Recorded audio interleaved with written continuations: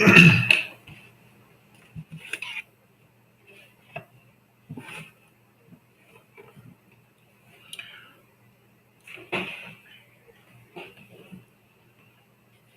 and good evening, everyone. Good evening, Subhadra, Vishwas, Vikulp. Vikulp, please guide us regarding GA and schemes preparation. दिन में 3 घंटे लग जाते हैं सिर्फ यही दोनों में. I'm making handwritten notes for this. Vikulp, do one thing. Send me your notes on Telegram. Some sample notes. Just send me those notes. I'll see it and then I'll discuss.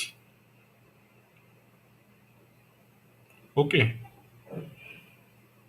First, I will see the notes. Then I will discuss with you.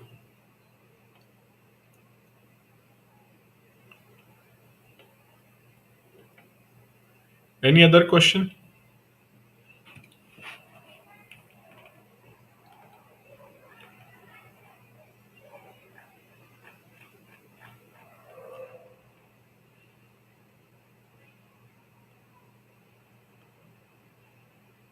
Okay. So in the last class, we have started our discussion on balance of payment, right? Balance of payment, I explained you in the last class why it is called as a balance of the payments, right?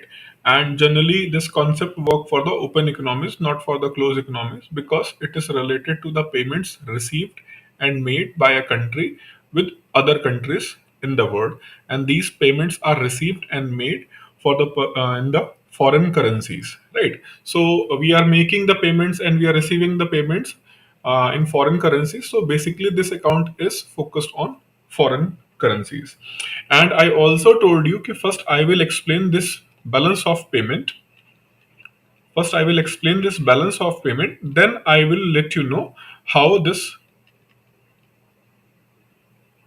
foreign currency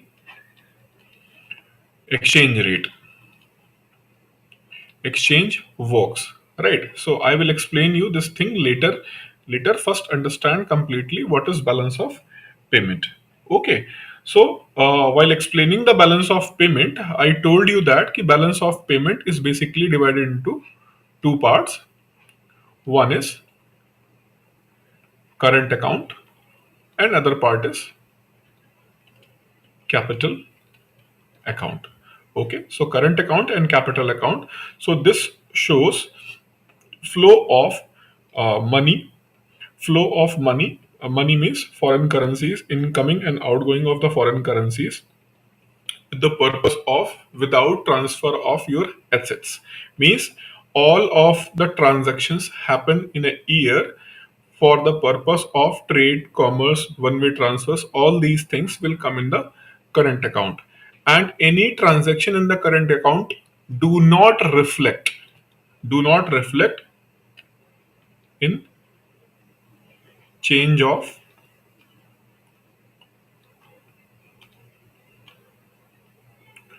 ownership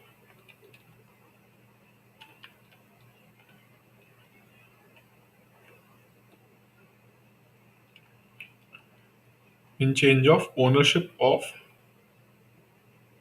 assets, right? It do not show the change in the ownership of assets. It only shows the transactions which are being made. Either they are one way transfers or they are the transfers which are being made for the purpose of what? Which are being made for the purpose of uh, trade and commerce and other things.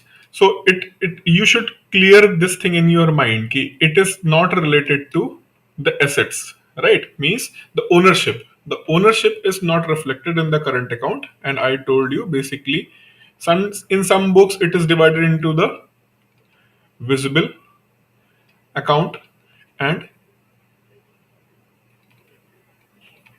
invisible account. So there is no such a law ki you should write current account in such a manner, you cannot write in such a manner. So as per the convenience, as per the conviction, various writers or the authors, they have wrote in the different manner. And whereas in some book you will find that trade account, right? Trade account, right? So visible account or trade account shows the export and import of goods, whereas invisible account shows uh, inflow and outflow plus import and export of services, import and export of services plus inflow and outflow of other money in terms of, I told you in the last class, charity or one-way transfers, remittances. All these things will come under the category of invisible. And remember that India is the largest recipient of the remittances. India is largest recipient of remittances. What it mean that the incoming remittances. However, some Indians also transfer the money to other countries, right? In whatever means, suppose that parents have sent their kids to the Ukraine for the study of MBBS in any other country. Recently, Ukraine is in news. That's why I'm making the name of Ukraine. So, for their studies, the money is being sent by the Indians, right? Money is being sent by the Indians. So, money is being sent outside and money is received from the outside. So what I'm talking here is the remittances inbound remittances, right? And in this section, India and China are neck to neck. Means in a particular year maybe China is going to be on top, or in particular year India is going to be on top. But generally India is always, in general, India always hold the pole position. Okay, in last 10 to 15 years, India always in the pole position, means 1 2 3. India is always in 1 2 3, and most of the time India is number one. However, sometimes China replace India. So India, China, number one, number two, they are the largest recipient of inbound remittances, because most of the Indians, they prefer to go outside, and they generally go, because if you will look the in country like India and China specifically, their knowledge base is outsourced in the large manner from the developed countries, whether it is US or Europe, especially US. US outsource huge number of talented people from around the world, and recently maybe they are going to change the policy of country-wise quota. Country-wise quota means US have a kind of restriction for the visa, so country-wise quota is there. So country-wise quota is there. That's why Indians are there are many talented Indians which are supposed to go there, but because of that restriction, there is a country-wise quota, so they are not able to go there. So if that restrictions are going to be removed, there will be huge influx of uh, resident, means Indian citizen, to US. Already, Indian community is considered as one of the most influential community of foreigners in United States. Right. So this is all about remittances. So keep an eye on the current affairs kind of the thing. If there will be any significant number or something is going to come, maybe they can ask, especially in the part one exam. Right. So this is all about what? This is all about the current affairs we already have discussed. Now we have to discuss the crucial part, capital account. Right. Capital account. So capital account, as it shows change in the ownership, right? Change in the ownership. So it is little bit more sensitive part of balance of payment. It is more sensitive part of balance of payment, because trade can be easily up and down, but once the ownership is transferred, it is little difficult to reclaim it, right? So that is why capital account in general having the more sensitivity, and every country deals the capital account in more sensitive manner, especially countries like India, they deal this capital account in the more sensitive manner. So that is why still full capital account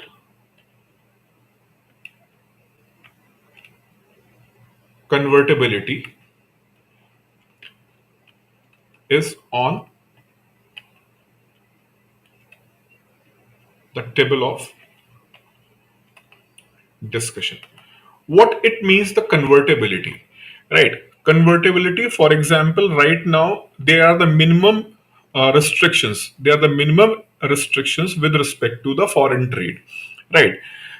Whenever there is a case of national security or to protect our indigenous market, if you will accept these important mandatory thing, in the most of the areas trade and commerce is in the free flow manner, right? And generally this inflow and outflow of currency, especially in this current account, it is not being restricted, right? Whereas the ownership, I told you the ownership is a more critical issue. That is why this is a issue, still a issue.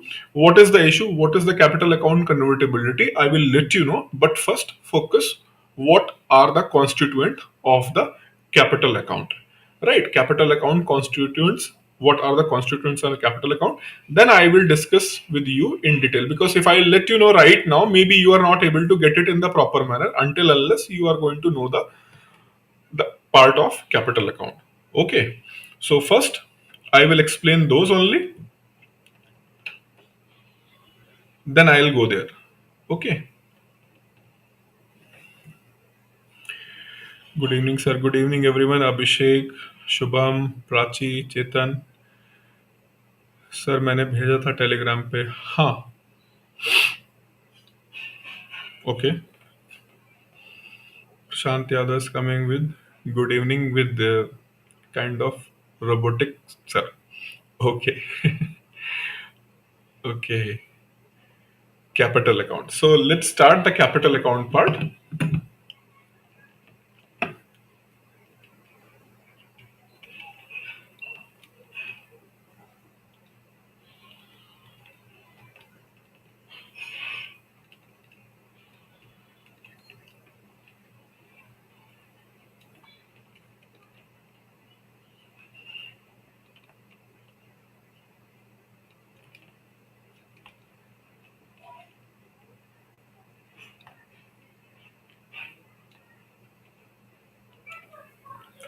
So first, I will explain you regarding. There are the other parts also, but first I like to discuss this important part, the foreign investments, and these foreign investments are basically divided into two parts: foreign direct investments and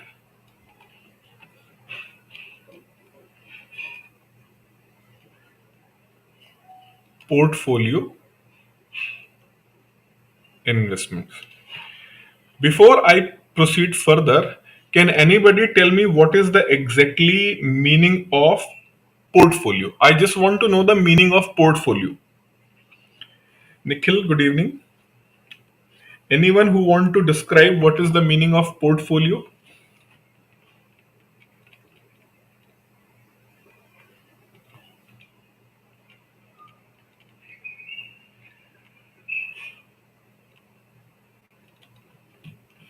Foreign direct investment and portfolio investments.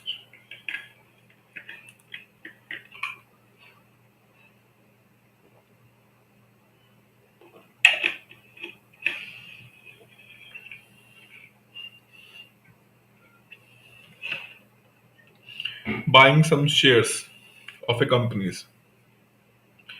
Different basket of sources of investment we do. Shubham, your definition is bit narrow, because your definition, what you have explained is that is limited to only shares, that is equity in the company.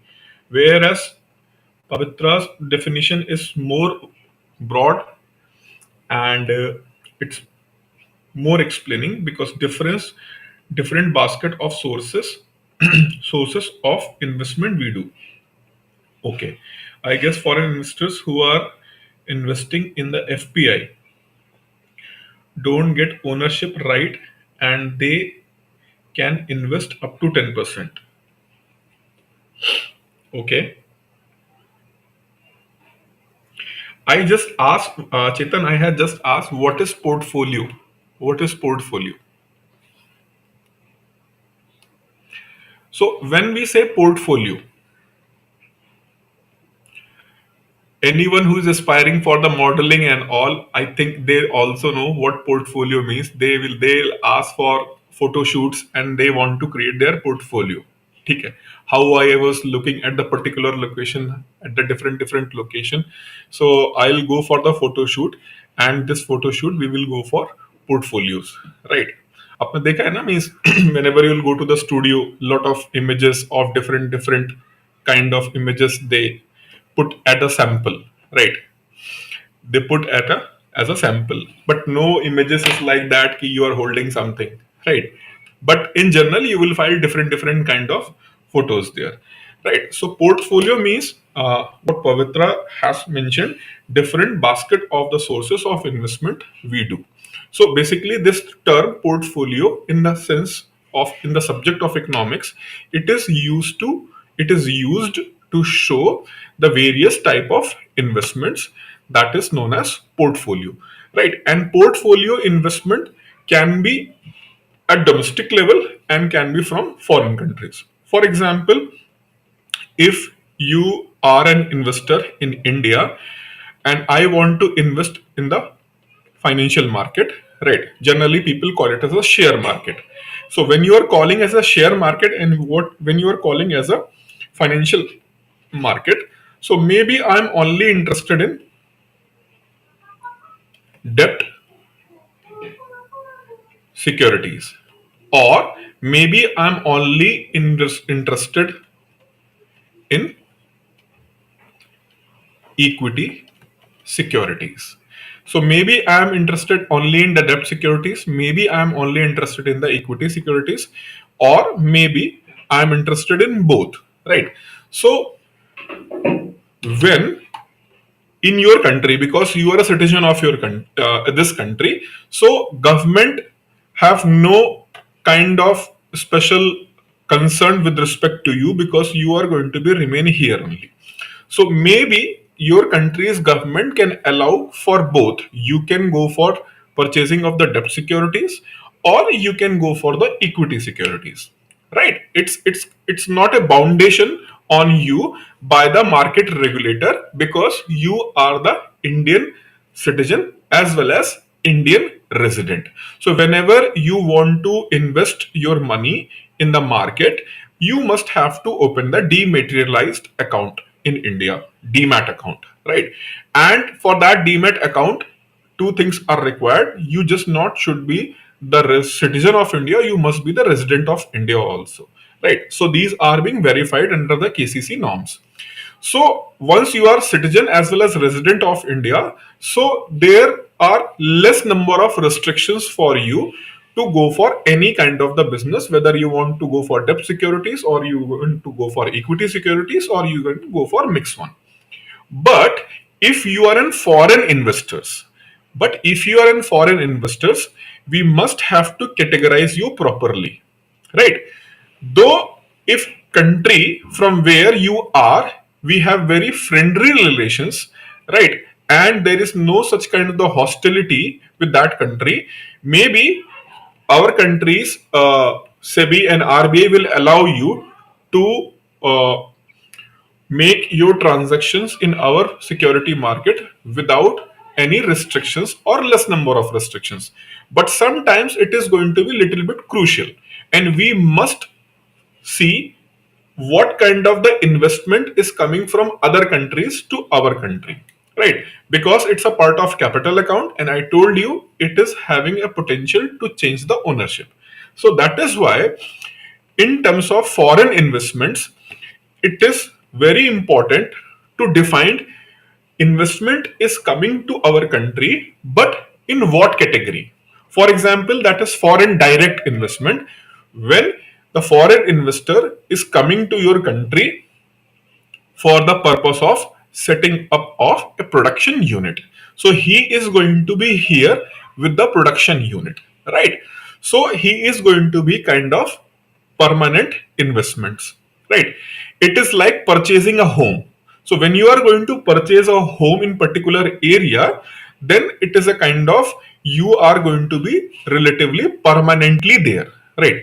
Whereas if you are what, if you are there on the rented house, then your presence is not permanent. It can be changed at any point of time with a short notice.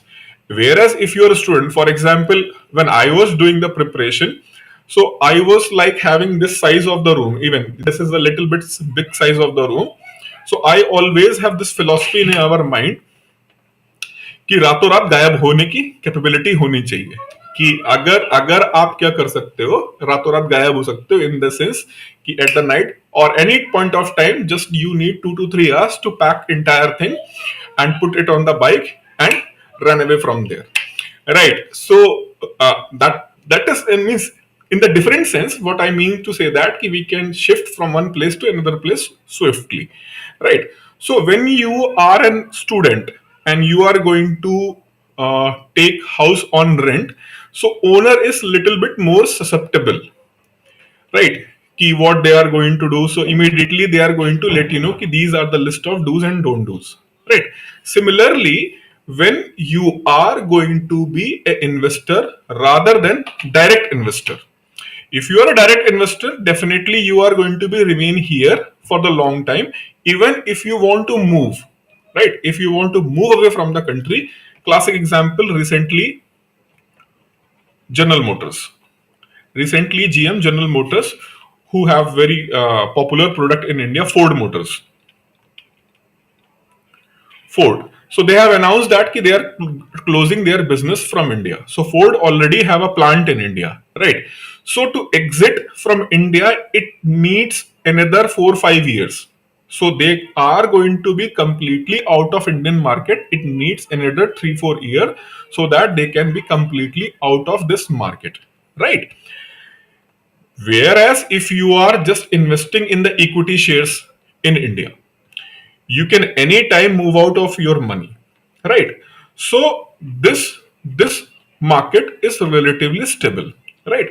Whereas this kind of the investment, it is little bit quick, not only incoming but also outgoing one. So that is why it is required to properly classified it. So we do classify here portfolio investment in the category of. Acha, let's just see the questions. Sample of work. Okay. Good evening. Good evening, Yogesh. Securities and other financial assets held by the investors in the other country. Mhm. Okay.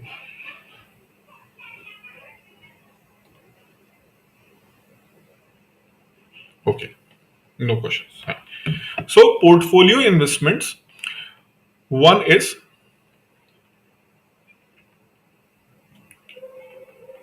in debt market,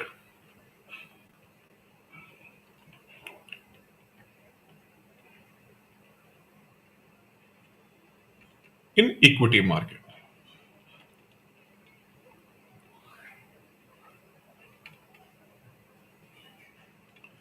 Portfolio investment in the debt market, portfolio investment in the equity market. So foreign institutional investors. Foreign institutional investors. So broadly we define the institutional investors that also comprise of individual investors also. So we have set a guideline for the foreign investors, whether they are a single person or group of person or company. For that we have put certain guidelines which is framed by the SEBI to in what way you can invest, in what way you can invest, that is defined by whom, that is defined by SEBI, right? Whereas regarding their inflow and outflow, regarding their inflow and outflow, or sorry, and whether you are allowed or not, who fixed this? SEBI is a kind of coordinator. right? SEBI is a kind of coordinator in terms of portfolio investments. So SEBI is going to set the rules and regulations so that you can do the business, right? But whether you are allowed to do the business, number one.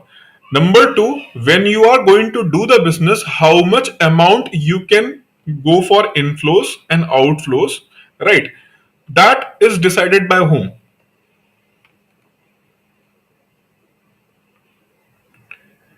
Sir, in FPI, sir, will SEBI also happen in 2020? Yes, SEBI exam happen every year. Securities and other financial assets held by, okay. Prashant Yadav is asking, sir, FPI in India, can domestic investors buy a security? FPI in India, can domestic investors buy a security? I didn't get this question, Prashant. FPI in India, can domestic investors buy securities, also called FPI? I'm not getting your question, what you are asking. Okay, domestic investors, Indian domestic investors who are investing in the securities of foreign countries, right? This is what you are asking. So, if any Indian is purchasing the assets or they are purchasing the shares and all these things, whether they are going to be put under the category of portfolio investors. This is your question.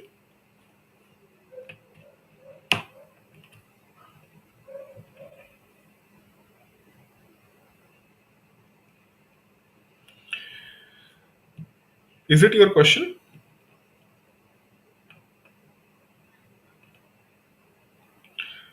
So suppose that I'm in the Indian investors and I want to invest in New York Stock Exchange or any other country's stock exchange. So whether I'm going to be considered as a foreign institutional investors in India or not. This is your question.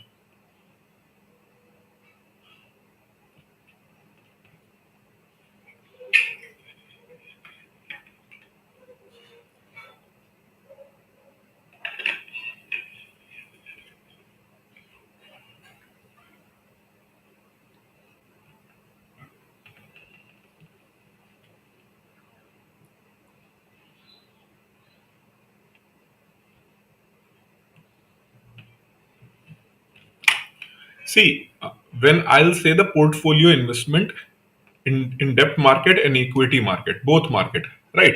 So that is true for both. Means if you are a foreign investor, right, there are the set rules and regulations for foreign investors. Similarly, there are set rules and regulations for Indian people who want to invest in the other countries. There are set rules and regulations are being there, and yes, they will be considered as a portfolio investors in outside the country, right? So they will come under that category. They will come under that category, but not exactly in the same list. For them, there are the separate rules and regulations under Foreign Exchange Management Act. But they are not going to just consider as a domestic investors. You are a domestic investor. Till then, you are investing or you are selling and purchasing in the domestic securities. You will be considered as a domestic investor. But on the day or you are going to start investing in the foreign countries shares and debt and equities, then there is a separate rules and regulations. So technically we can say that you will come under the foreign portfolio investments, you will come, but there is a separate rules and regulations. See, what I am discussing here the inbound, what is coming to India in terms of portfolio investments.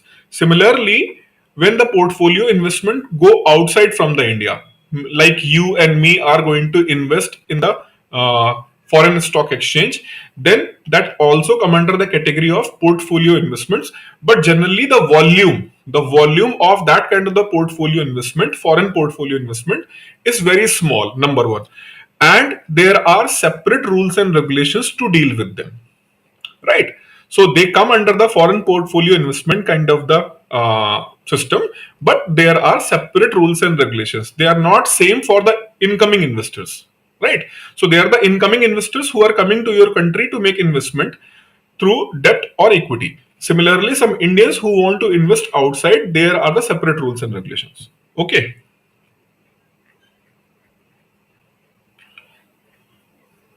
Now, if you are investing in the Indian Stock Exchange, suppose that this Microsoft is registered in Indian stock exchanges. So, if you are purchasing the shares and equity of Microsoft through Indian stock exchanges, you will be not come under the foreign portfolio investor. You will come under the category of foreign portfolio investor and related rules and regulations. Right. See, FPI, foreign portfolio investors, they are either inbound or they are outbound. Inbound means who are investing in India, and outbound means who are investing outside the India in outside countries stock exchanges. If you are investing in India but in foreign companies which are listed in your stock exchange, then you will be not come under this category. Okay. So do not confuse with that thing. Until unless you are not going to make investments in the foreign currencies, you are not going to be the consider as what? Under this category. Okay, now.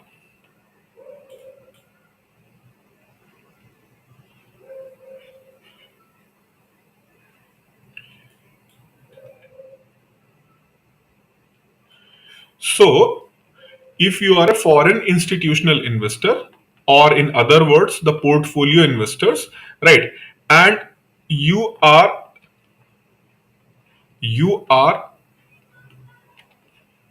investing in India's debt market, right? Debt market, then you will be defined in that category. Whereas there is a separate category for equity market. Means SEBI is going to facilitate with certain terms and conditions how to do the business, right? You guys have not answered my question. I ask you, see, what are the rules and regulations to do the business in the equity market by foreigners who want to invest in India's equity market or who want to invest in India's debt market. The set of rules and regulations is set by Securities and Exchange Board of India rules. But my question was कि who will decide this thing कि how much money they can bring, right? How much money they can bring, right? Inflow and outflow, and whether you are allowed to do or not. Okay, you are being allowed to make a transaction in the debt market, you are allowed to make a transaction in the equity market. Who will decide? SEBI, RBI, or GOI?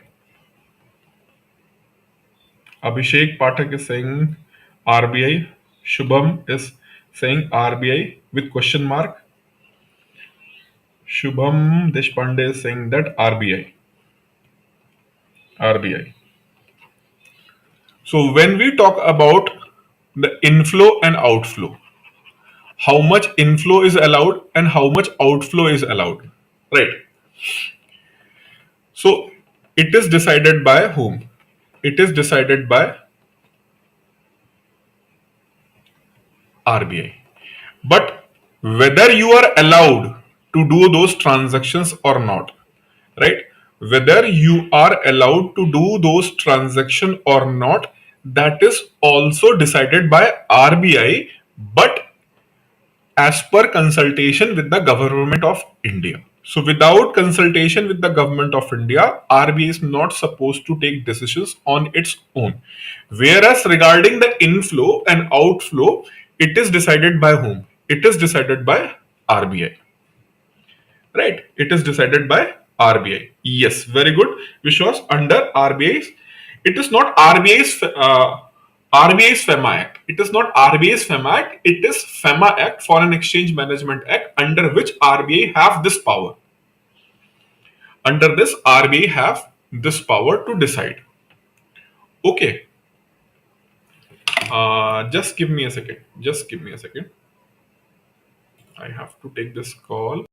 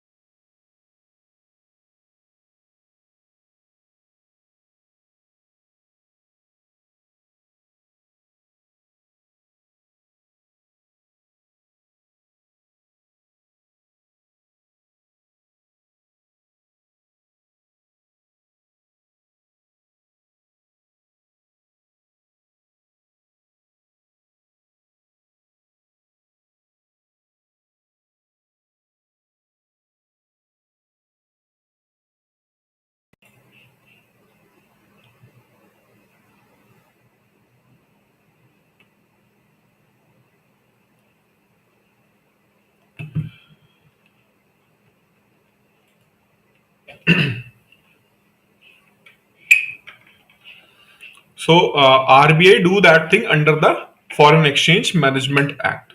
Okay. So if the question arises, who maintain the balance of payment account?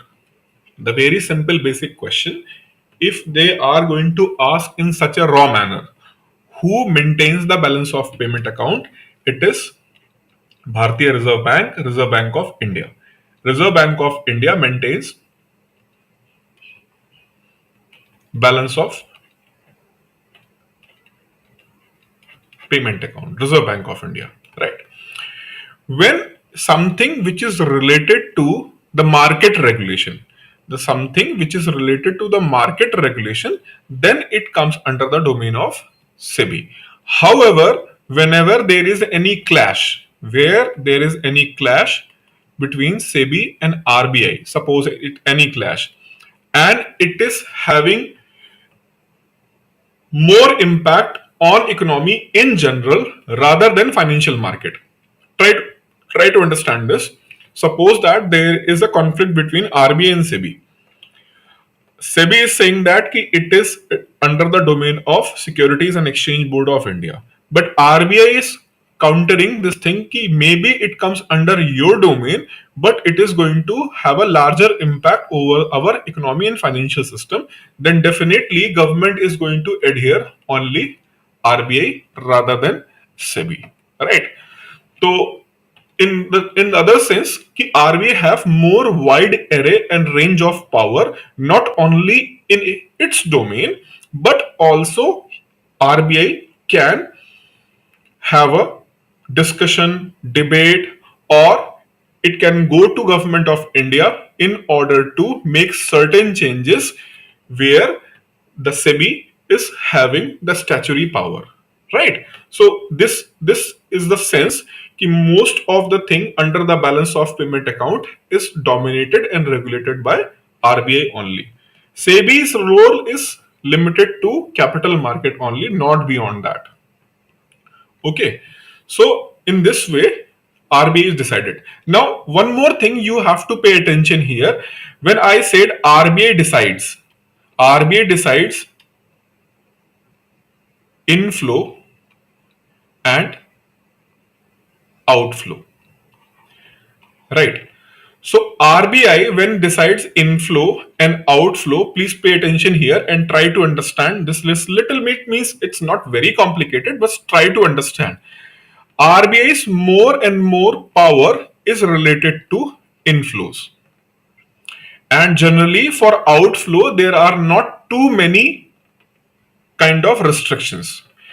Because if you are going to put too many restrictions for outflow, suppose that I'm a foreign investor and I want to invest in your country, right? But when I saw that there are stringent terms and conditions to withdraw the money, I will say that okay, market is good, but whenever, because market is kind of fluctuating, so if there is any problem, I want to withdraw the money and you people are not going to allow me, right? So why should I invest in your market? So this is why in general there is restrictions on inflow, not outflow. No outflow restrictions in general. I'm emphasizing on this word in general. But if there is a certain situation, then RBI is also empowered under FEMA Act. Under FEMA Act, Foreign Exchange Management Act, RBI may restrict the outflow of foreign currencies under certain circumstances satisfied with the condition put forward by the Act. उस act में जो terms and conditions mentioned है, you need not to go in that, उसमें जरूरत नहीं है जाने की, it is not required. But I am telling you कि this is also a condition कि under foreign exchange management act RBI generally controls the inflow of foreign currencies, not too many restrictions of outflow, because if you are going to put too much restrictions, inflow will be not there, because investors are going to be scared, right? So they are not going to invest in your country. So that's why we are more concerned with the inflows, right? I hope this is clear. Is this clear?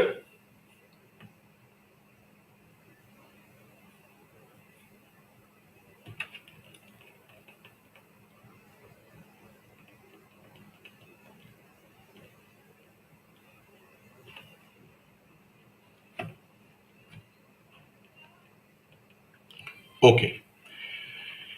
If it is clear,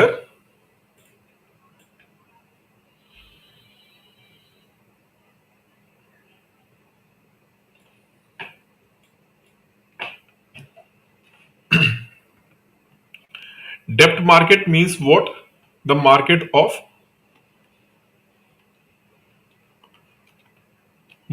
of debt securities. For example,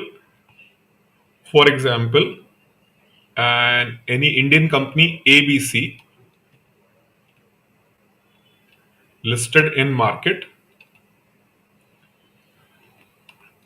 and want to borrow 5,000 crores. They want to borrow 5,000 crores. So for that, they have issued some debt paper. That debt paper can be purchased by the Indian investors. That debt paper can be purchased by the foreign investors also. So if the foreign investors is suppose that out of this 5,000 crore,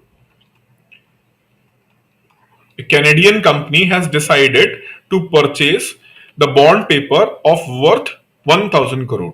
So that is a foreign investor's money which is going to inflow in your country. That money is going to be converted into the Indian rupee, and then they will get the paper of 1,000 worth crore. That means a foreign Canadian company is providing you borrowing. So Canadian company is providing you the borrowing, but Canadian company is providing you the borrowing in terms of Indian rupee only. So they must come to security market, and from there they will deposit 1,000 crores, whatever the amount of exchange rate is there. So accordingly, they will deposit that money, that foreign currency, and it will be converted into the Indian rupees, and they will get the debt security of Indian company ABC.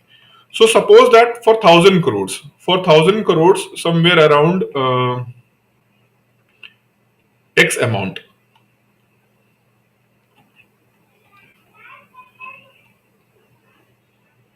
X amount of dollar, X amount of dollar they have sent to India. So that X amount of dollar will go to our foreign reserve, and against those foreign currencies, you will get in exchange what? Indian rupee, and with that Indian rupee, you can purchase the bonds and securities of having worth of 1,000 crore. right? So in this way, money will come to your country, right, from the debt market. Generally, debt market is like what? Debt market, you have purchased something and most probably you are going to hold it for a duration. Till then it is not going to mature. For example, this company is borrowing money for 5 years, right? So company is borrowing money for 5 years, so you are going to hold that debt security for 5 years. So the rate of inflow and the rate of outflow, the rate of inflow and the rate of outflow in the debt market where the foreign investors are investing, it is relatively stable in comparison to equity market. If you not get this point, I am repeating again. Foreign portfolio investors are allowed to invest in the debt market as well as equity market. So the inflow of foreign currencies in our debt market is relatively stable in comparison to equity market, because debt securities are going to mature at certain point of time only, right? So generally it is relatively stable. Fine. Whereas in the equity market, it is relatively unstable. It is relatively unstable. Why it is unstable? If there is any, for example, right now, there is a company known as BrahMos Aerospace, right? So BrahMos Aerospace is a company, right? Right now, BrahMos Aerospace 50.5% is owned by Government of India's company, that is BrahMos Aerospace, right? So owner of 50.5% is the Government of India. Remaining ownership is with the Russian company NPO Monasteria, right? They are the owner of that remaining percentage. But just consider as a situation, suppose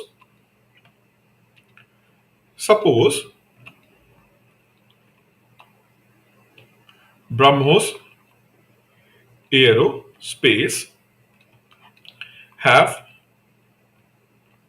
50%, 0.5% ownership of GUI and remaining 49.5 of Russia. Both has decided who?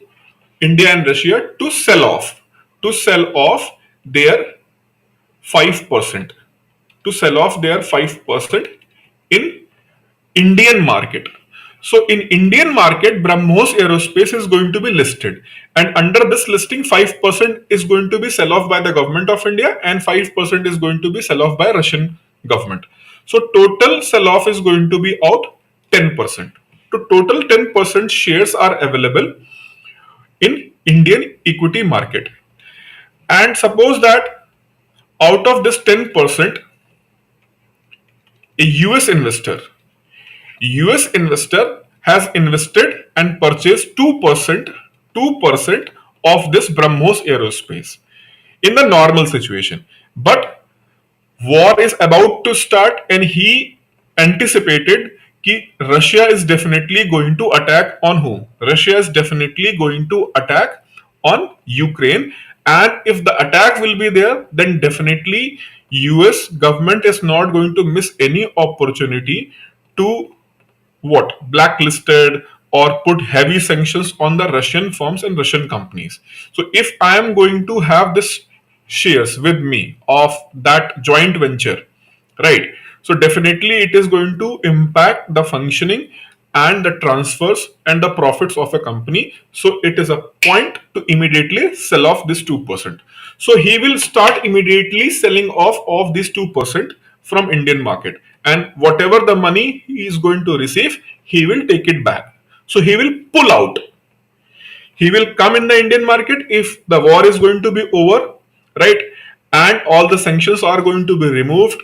Putin and Biden uncle are going to meet each other and they have decided that कि भाई mummy कसम अब किसी country के ऊपर कभी attack नहीं करेंगे.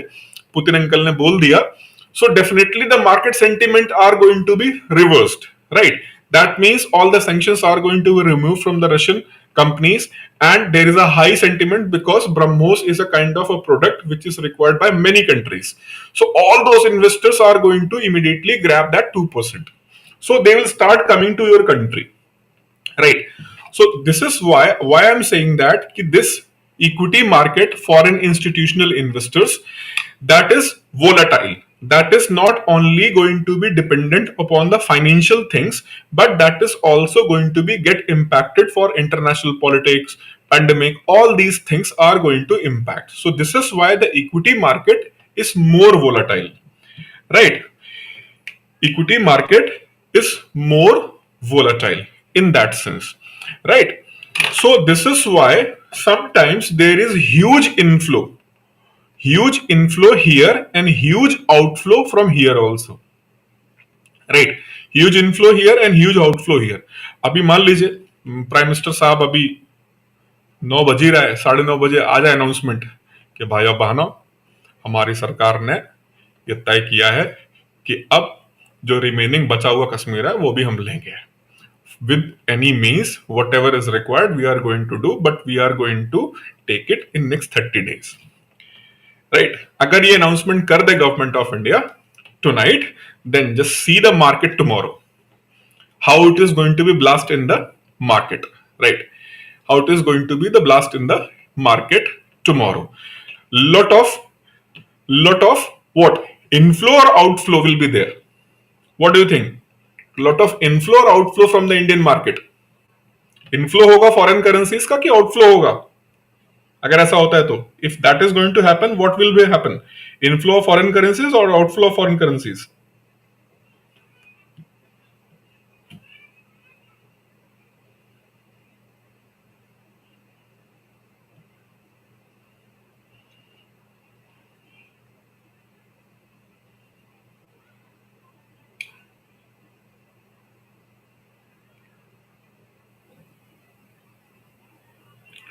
VG is saying bilingual. Take session in bilingual. Sorry, no idea. Whatever. I mean, whenever I'm using Hindi, I'm little bit kind of having nervousness because maybe some students are here who are from the different part of the India and maybe they do not understand.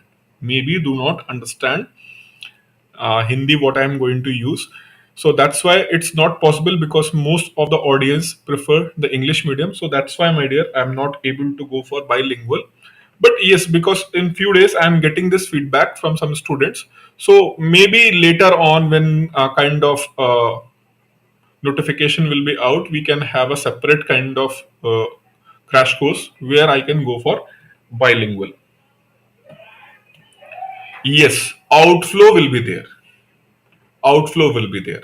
Acha. Whereas suppose that PM Modi and Chinese President Xi Jinping, they are going to meet a particular summit and both of countries are going to announce कि whatever the border dispute we have almost resolved it and we are going to announce a kind of border accord very soon to permanently solve this issue. So if such kind of the news will be in the market, then there will be a huge inflow of what? Huge inflow of foreign currencies, or you can say that flow of money towards India, right? Towards India. Fine. So here is another aspect. I told you I will let you know about the exchange later on. I will let you know exchange later on. But see one situation. When there is a huge inflow or a huge outflow of foreign currencies from India, the exchange rate, it is going to be little bit disturbed, right? Then RBI have to put his shoes in the market and RBI must have to stabilize the volatile foreign exchange, right? So I have given you two examples, which was if India announced it is going to join RCEP, then it will take market to another height. Not necessary. Not necessary. Why? Because RCEP is going to see from the experience of what we have an arrangement with South Korea, right? We have went for CPEC, means Comprehensive Trade Agreement, went with the Korea and with the Japan, right? And India is not getting more, whereas Koreans are getting more from us, right? So RCEP is kind of debatable issue. Yes, not in Indian market, but if India is going to join, then definitely markets in Malaysia, Indonesia, Australia, they are going to rise. They are definitely going to rise because they know, they anticipated if India is going to join, they are going to have a greater access of Indian market. Whereas Indian market, Indians who are going to get the access of their market, there is already stiff competition there, and it is not going to be the good situation for the India. So definitely market is going to down in India, but it is going to rise in the Malaysia, Indonesia, and all other Asian countries. So this is why if you are interested in the market, right? If you are interested to put your money in the market, just reading of the business newspaper is not sufficient. You should be good analytical skills over the politics, international relations. If you have those kind of the good analytical skills, then definitely it is going to be more beneficial for you. I have tendered my opinion and suggestion to few of my friends, and they get more benefited, and they just requested me to go for it. I said no, because I know that I am a kind of person who is going to involve, he is going to involve in a very bad manner. So I don't want to put it there. But yes, if you want to invest, then you should not just have a knowledge of that particular thing, but all the externalities which are impacting to that thing, you must know the knowledge. Like what is the government of policy, what is the ministry's stand, all these things you must have a good eye on it. Only then your investments are going to be more fruitful and less vulnerable. Okay.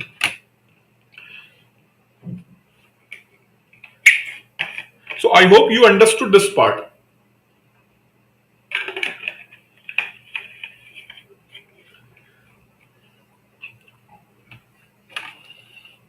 This part means capital account, and under the capital account I told about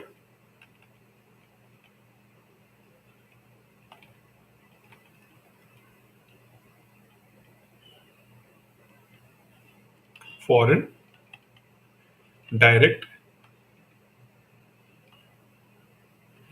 investments and portfolio investments, right? Portfolio investments. And under the portfolio investments, I told you what? I told you the investments made here in the category of equity and debt, right? One more thing you must have to understand here is, for example, for example, when foreigners foreigners come here and they make their investments. Similarly, Indians also want to go for investment outside, and for that sometimes they need a foreign currency, right? Foreign currency investment. For example, any Indian company want to extend their business outside the India or even inside the India. So Indian firms also need a foreign currencies sometimes whenever they want to extend their business. So if you are an Indian company, right, you are an Indian company, an Indian company ABC, and they want to extend their business. They want to extend their business maybe in India or outside the India. You can say that ki, sir, if they want to extend their business in India, why they want to take loan in the foreign currencies? If there is a low interest rate, whatever we are borrowing from the Indian banks, if the low interest borrowings are available, right, low interest rate borrowings are available from outside, then we can borrow from the outside also. This is the main reason. But I told you, if you are going to borrow from outside, if you are going to borrow from outside, right, then it is going to be a completely different situation where the foreign currencies is going to enter in your market. So one way is what? One way for ABC is they can list themselves in Indian stock exchange, and they can issue debt security. They can issue debt security in the Indian Stock Exchange, and foreign investor will purchase it, that debt security. And this money is going to be raised in rupee. And foreign currency, what they bring means foreign institutional investors, whatever the foreign currencies they are going to bring, that will go to our forex, right? So foreign currency will go to the forex, whereas the money is going to be raised by these companies through Indian market.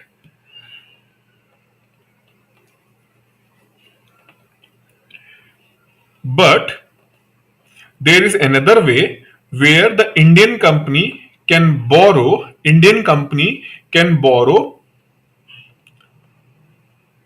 from outside the India. Indian company can borrow from outside the India. One is from the India, and another way is ABC can borrow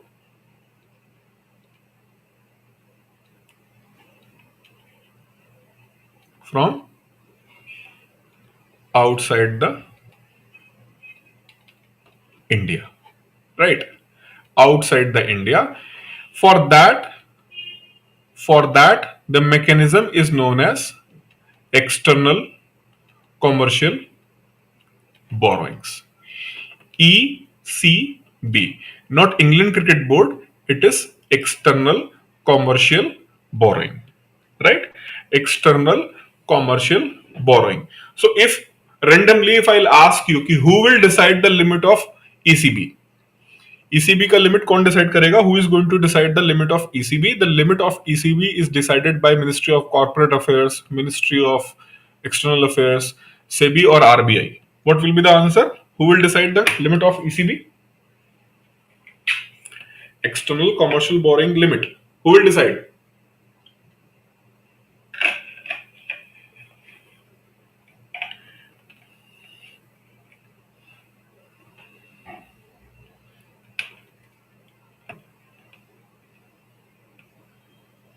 Yes, RBI. RBI will decide this external commercial borrowing limit. Okay, so ECB is one of the way to borrow in foreign currencies.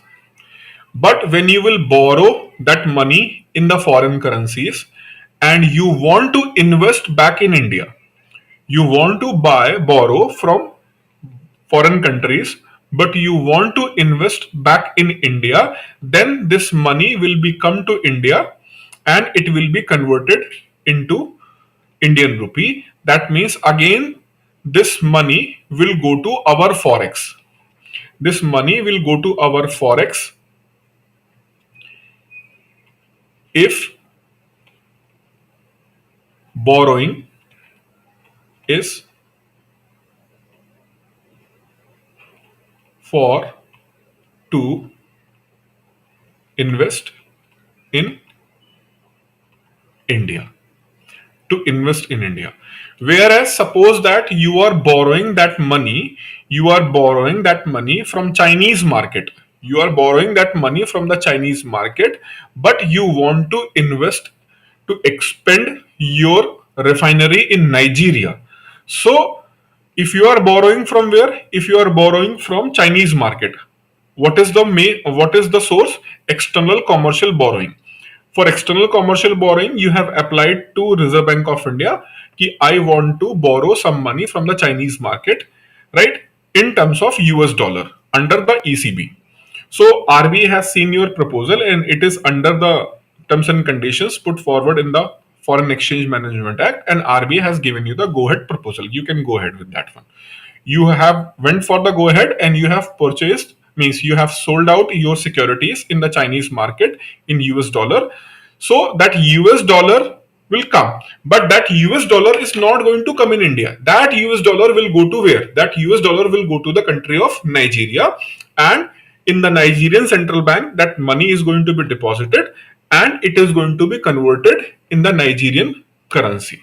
right? So in this way, that money is not going to be in India. So you have to be very clear, not all external commercial borrowings is going to increase our foreign exchange, foreign exchange reserve, because it is going to be part of our foreign exchange reserve only when the money, the foreign currency, will come to India and it will be converted into the Indian rupee for the purpose of investment in India.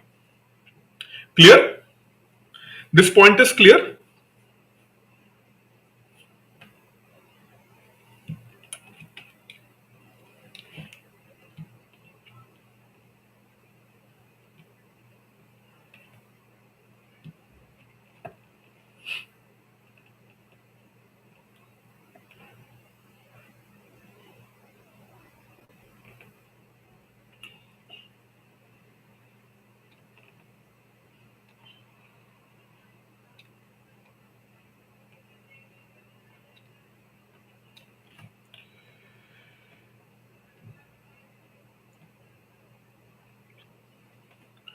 I said, suppose that a Indian firm ABC want to purchase, or sorry, want to go for borrowings, and they want to borrow how much? Suppose that they want to borrow $500 million. $500 million.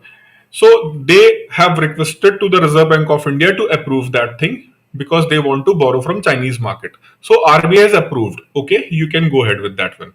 So that ABC company went for the external commercial borrowing in the Chinese market, and they have issued their debt securities in the Chinese market, and it was immediately purchased by the Chinese investor, and you got the funding of $500 million. So out of this $500 million, you are going to invest $200 million in India, and remaining $300 million in Nigeria. So if you want to invest in Nigeria, what you will do? You will take this money to the Nigeria, and in Nigeria you need their local currency. So you are going to deposit this $300 million in Nigerian central bank, and against whatever the exchange rate of that time, you will get the money in their local currency. So that $300 million is going to be the part of Nigerian central bank, right? Though Nigerian central bank also have to issue local currency against that thing, right? Whereas this $200 million will come to India in Indian central bank, that is RBI, and against that $200 million, RBI will convert that 200 million in the Indian rupee. So you have to deposit the dollar in the RBI, and against that you will withdraw the money, right? So in that way, it is going to impact your foreign exchanges on regular basis. That is why you can see that on weekly basis they are announcing what is the status of our forex, right? What is the status of our forex? And when you will go in the detail, they are going to mention all the constituents of this foreign exchange. Fine. So under the capital account, one is foreign direct investment, other is portfolio investment, and now I have just explained you external commercial borrowings. External commercial borrowings. Why I have not put it here? You are borrowing the money. I can put it here because the portfolio investment. But the point is, here in this case, in this case, investors are coming to your country. Investors are coming to your country to invest in Indian debt security market. In the case of ECB, you are going to particular country to borrow. So that is why we do not put this ECB here. I hope it is clear.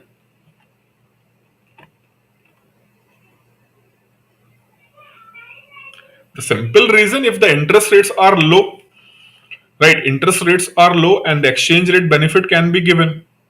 So that is the case. If you want to invest in UK, right? That if you want to invest in UK and you are going to borrow from India, and you know that the exchange rate between the pound, British pound, and in Indian rupee is very high, right? Whereas the exchange rate between the pound and US dollar is relatively low, means somewhere around one British pound is equal to 1.8 or 1.5 dollar, right? So it is better to borrow either from the British market or to borrow from the American market rather than from Indian market, right? So this is the reason you have to calculate from, for example, in India you can borrow from the SBI, you can borrow from the ICICI. So why I should go with the ICICI rather than SBI? So some people feel that maybe interest rate is low in SBI. Maybe interest rate is low, but they people maybe give more headache because it's a government bank. It is going to give you more headache, paperwork, a lot of things, and many times you have to go the bank, and you do not have a time. You do not have a time for that. So I am choosing even the little bit higher interest rate. But sometimes people say that it's completely fine for me. I can go anywhere and I can wait for any point of time, but I need to save some money. So I will go to that bank only who is offering me the lowest interest rate. Right. Even 0.5% interest rate different is going to be the big for next 30 years because I'm going to borrow the home loan. So this is the reason. What is your need? Right. So borrowings and the means of the borrowing is always depend upon your need. Okay. So the ECB. So ECBs are what? ECBs are external commercial borrowing. So just let me know, if it is a commercial borrowing, interest rates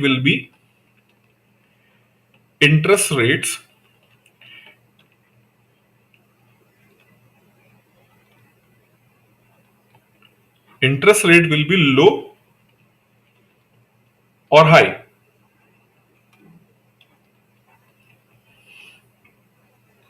You are going to borrow for commercial activity, right? You are going to borrow for the commercial activity. That means you are borrowing for the purpose of profit making. That means with my money you are going to make profits.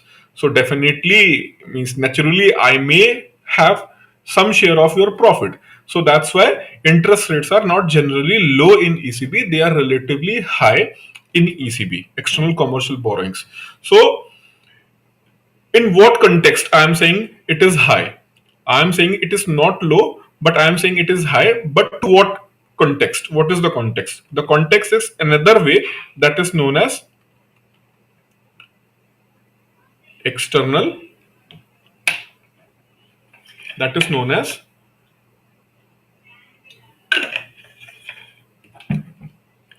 external assistance. That is known as external assistance. So in comparison to external assistance, in ECB the interest rates are high. Interest rates are high and low interest rates are available in external assistance. Yes. So interest rates are relatively low under the category of external assistance. So for example, if you are going to get assistance from World Bank, if you are going to get assistance from World Bank, Asian Development Banks, New Development Bank,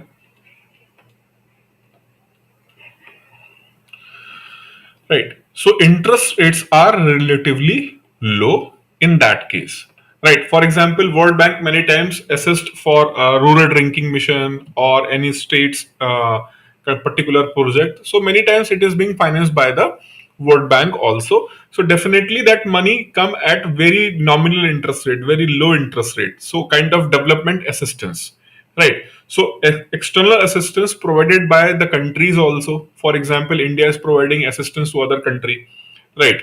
So in that way the money will come, but at low interest rate. So this is why it is important to describe it separately. Money is coming with low interest rate, and that money is provided by other country or particular organization, right? So this is what external assistance. Is it clear? External assistance, is this clear?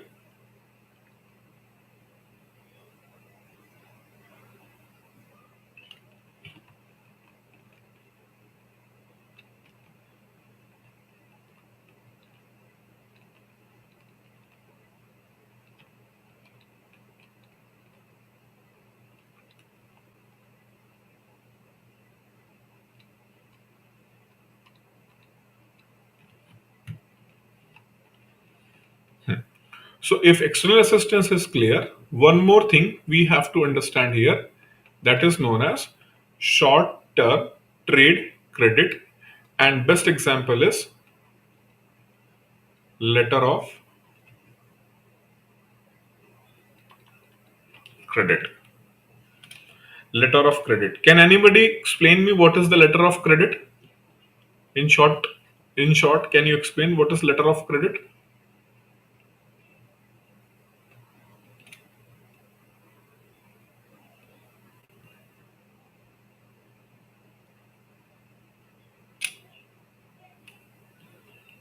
Anyone? What is letter of credit?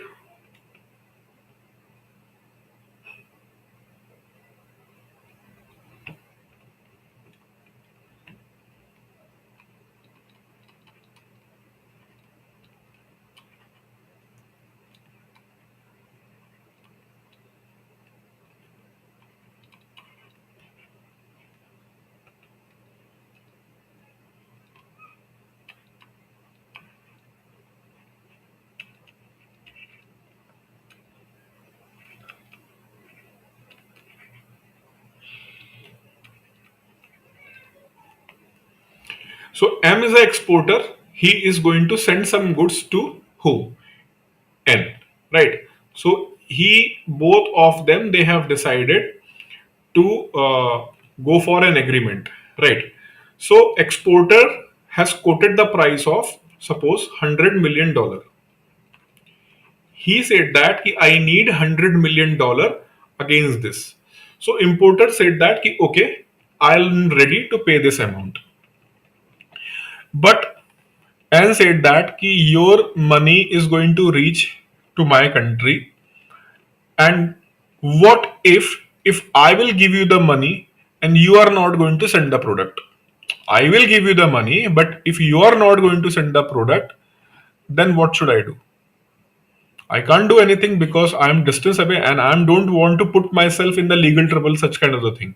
So how I can be assured? So do one thing. First, send your product. Once I will receive your product, then I will deposit this $100 million in this account. And this exporter basically he was from Kanpur. So he said that कि हमको पागल समझे हैं कि हम $100 million आपका क्या करें, अपना प्रोडक्ट भेज दें और आप हमको बाद में पैसा देने से मना कर दें, पागल समझे हमको. So basically he said that okay, if I will send the product, but what if you are not going to deposit that money, then the same condition apply for me also. If you will get my product and you are not going to pay, how I can get the money? Right. So this is the one of the conflict between whom? One of the potential conflict between the exporter and importer. Right? Exporter and importer. At the same time, they said that okay, we can take the help of third party. Right? What I will do, importer said that I will deposit this money in one bank in my country. Right? And that bank is going to transfer that money to your bank, your country's bank in India and bank in USA, right? So I am going to transfer this $100 million here, and this money is going to be transferred by this bank to this bank in India, and bank is going to issue what? Bank is going to issue letter of credit. So once the Indian bank is going to issue the letter of credit to the exporter, exporter will say that okay, I am going to ship the product.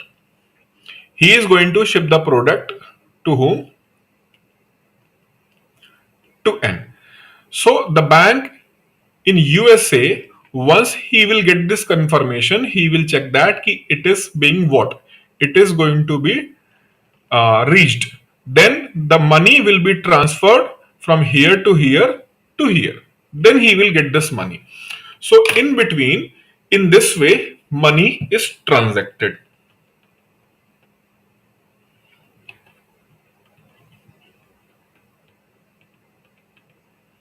One way. Another way. another way, see another scenario, then it is going to be more clarity. Another scenario, both have decided the price of $100 million ki, okay, you can send this product, means exporter will send this product to this importer, and against that importer will pay this $100 million, right? But now this N do not have. Second scenario is he do not have this $100 million. He do not have. So he went to the bank in USA and he said that, see, I want to import this product from India, which is having the value of $100 million, which is having the value of $100 million, right? And with that, I am going to do the business and I will earn somewhere around $150 million. So this bank is saying that, okay, that means you do not have this credit and you want this credit from us. You want this credit from us so that we can fund you and you can take this good in our country. You can make this amount of money, right? So he said yes. So bank said, okay, I can do it, but we need 6% interest on this loan. So importer said that fine, I will give this 6% interest on the loan which you are going to provide me so that I can take this product from this, right? Now bank said that okay, but I will not give any money to you. I will give this money through this channel. I will give this money to this channel, means bank said that okay, for your business I will provide the fund. So bank said that okay, I will provide this fund. So bank is going to issue a letter of credit to Indian bank, and bank is saying that when this exporter is going to release the amount, means release the shipment, I will transfer the money in your account. So money will come to the Indian bank and Indian bank will say that when it is going to reach here, only then I am going to transfer this money in your account. So in that way, foreign currencies also flow in your country, and similarly they are go to outflow from your country when you are in the situation of importer and other country is in the situation of exporter. Okay.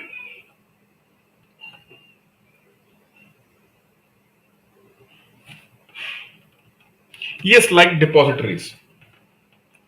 So this is short term credit.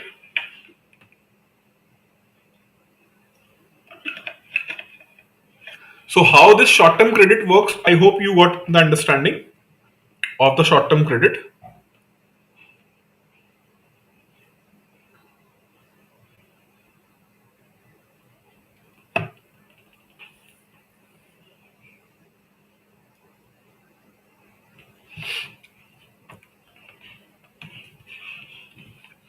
You got the understanding of this short term credit?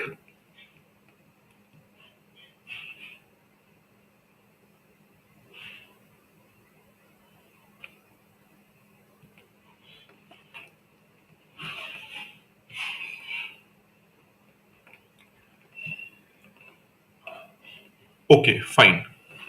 As we all know, in recent years,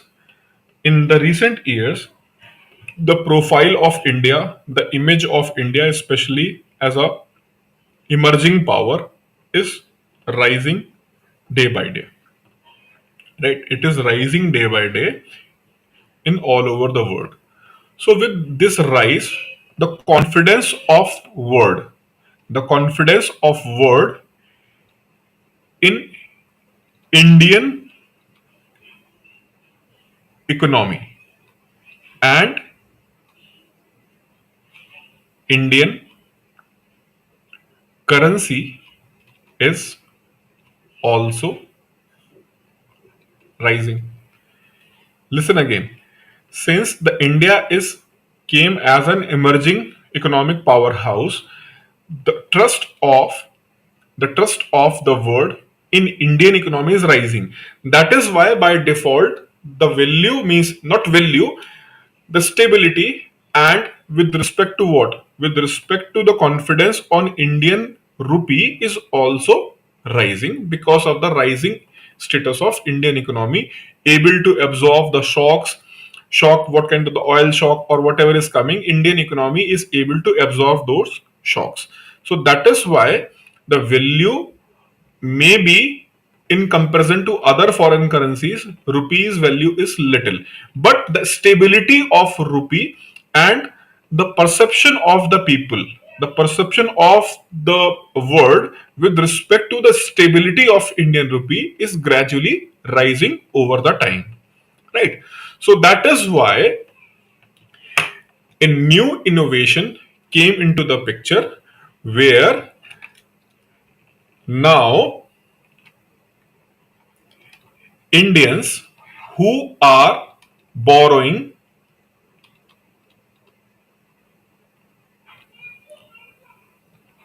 from outside the India. They are borrowing, Indians who are borrowing from outside the India, but they are borrowing in terms of what? Foreign currencies. Right? They are borrowing in foreign currencies. A new kind of the thing is what? Borrowing in Indian rupee. Borrowing in Indian rupee from foreign countries. Borrowing in Indian rupee from foreign countries. Example is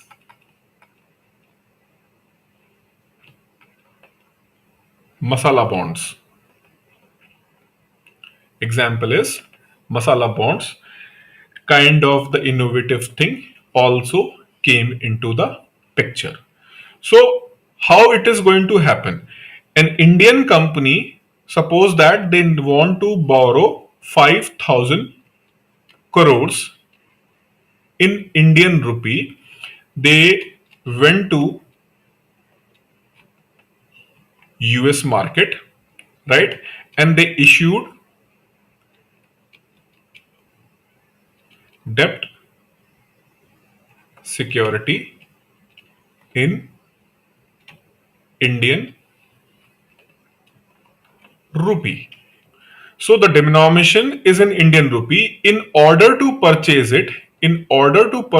this denomination, means the investor who is in USA, he is in USA and he is investing in their market, and he saw that there is a bond issued by Indian companies in Indian rupee is available in my country.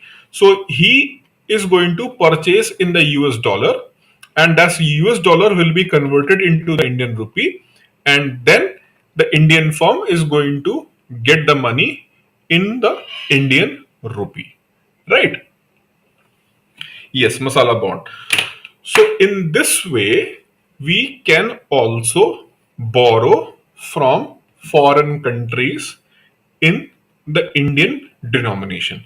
But there are a lot of if and buts are there. You want to borrow from US, if US Federal Reserve, like you have in RBI, na? RBI is going to decide. Similarly, in US,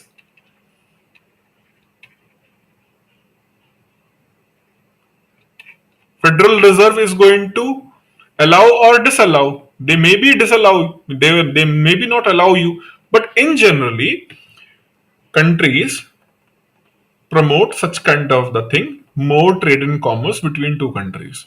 So you are issuing masala bonds. What is masala? Masala means what? India is known for the spices. So you have put the name of masala bond, which is giving the unique identity to that bond. That bond is related to India. So such kind of the instruments are also being used, and with those bonds, inflow and outflow of foreign currencies will happen in your country, right? So that is why when I said ECB, external assistance, short term credit, one more thing is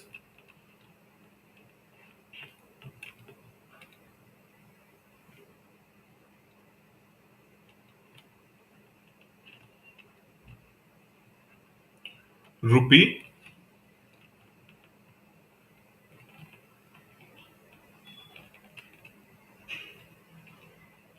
just give me a second. Huh?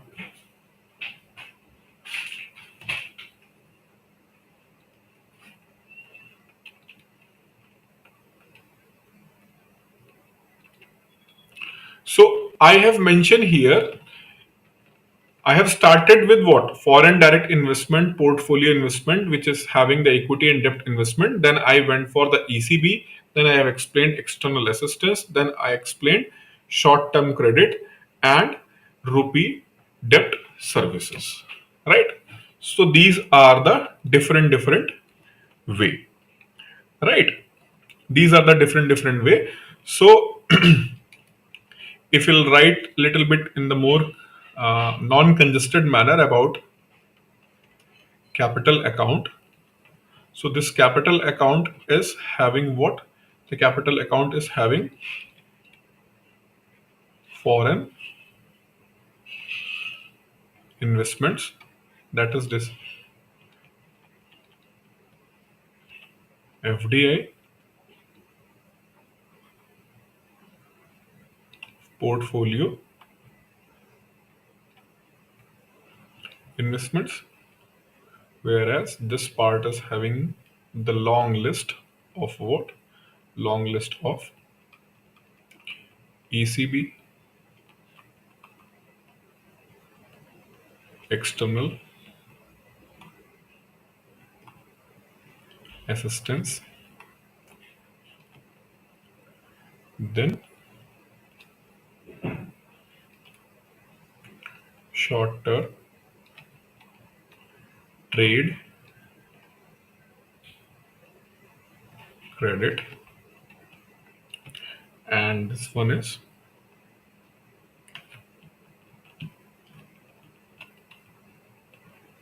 rupee debt services. Two are still left. One is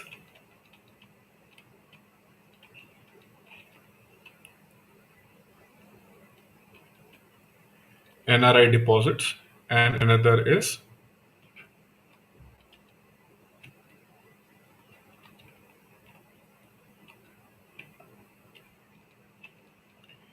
ADR, GDR, IDR. ADR, GDR, and IDR. ADR stand for, basically DR stand for depository receipts. If it is being in America, that is American depository receipts. If it is at global level, that is global depository receipts. And I stand for India, that is Indian depository receipts.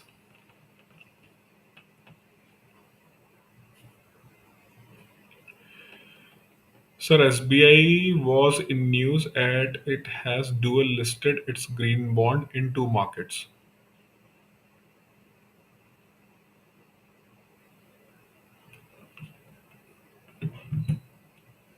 Dual listed in two markets. See, dual listed means to market. Dual listing is what? You can list in any, means if you are listing in the Indian currency or you are listing in another currency, then it is a kind of dual listing.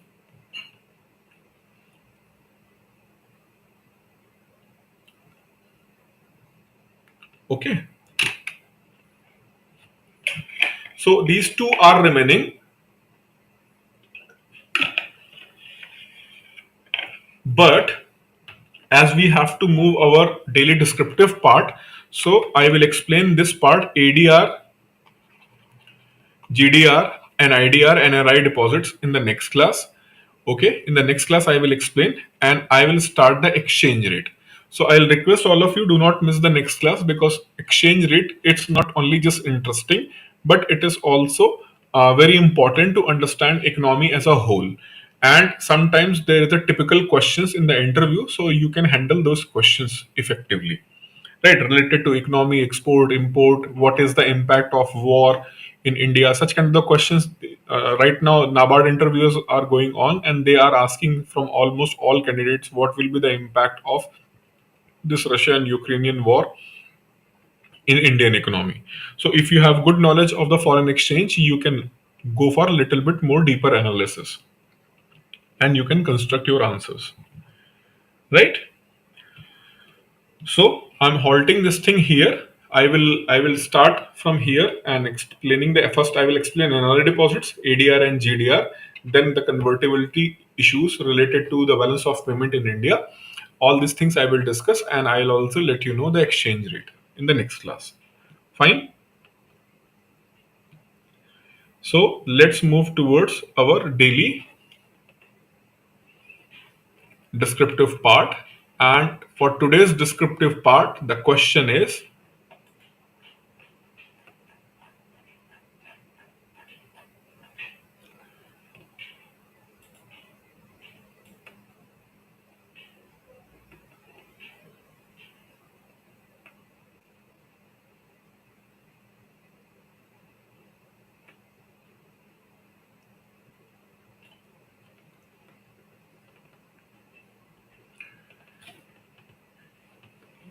so the question is, in the light of 30 years of economic reforms, discuss jobless growth in India. Jobless growth in India. So this question is being asked in the context of economic reforms.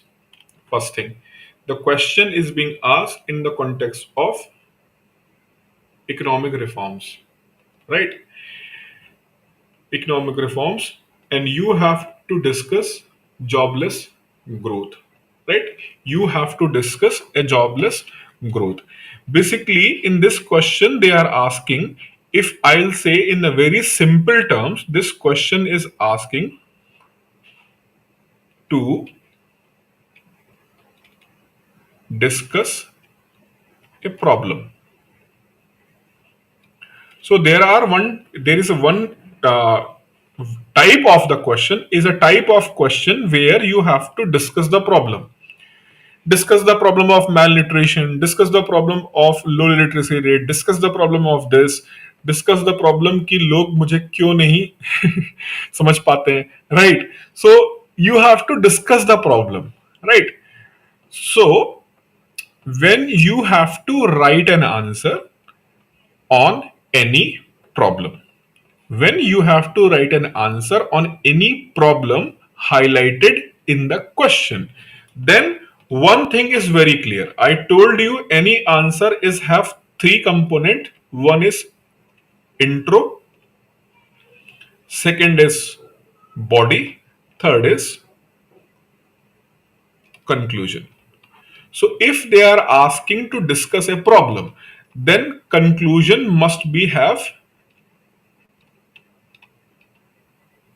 way forward. Way forward means what? Way forward means कि what are the possible solutions of that problem? What we must do to come out of that problem? That is, in other words, known as way forward. So conclusion is going to be a little bit what, a kind of optimistic way how to solve that problem.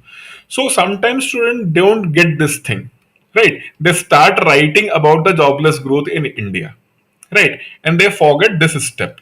So if you are not going to do this, in question is of 20 marks, immediately if you didn't this thing, minus 10. So whatever they are going to evaluate, they are going to evaluate this part, means your answer is going to be evaluated for only 10 marks. If the question is having the weightage of 20 marks, for example, and you have not did this thing, then automatically you lose your 10 marks. So probability, if you have written this part very good, then maybe they can give you 6, maybe they can give you 6, 6.5 or 7, right? And you have not even written this part properly, then you are most probably you are going to get 2 or 3 marks,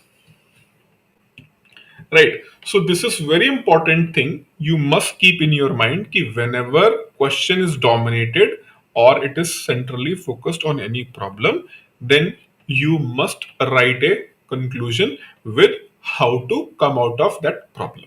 Fine. Same thing in intro, you have to highlight what is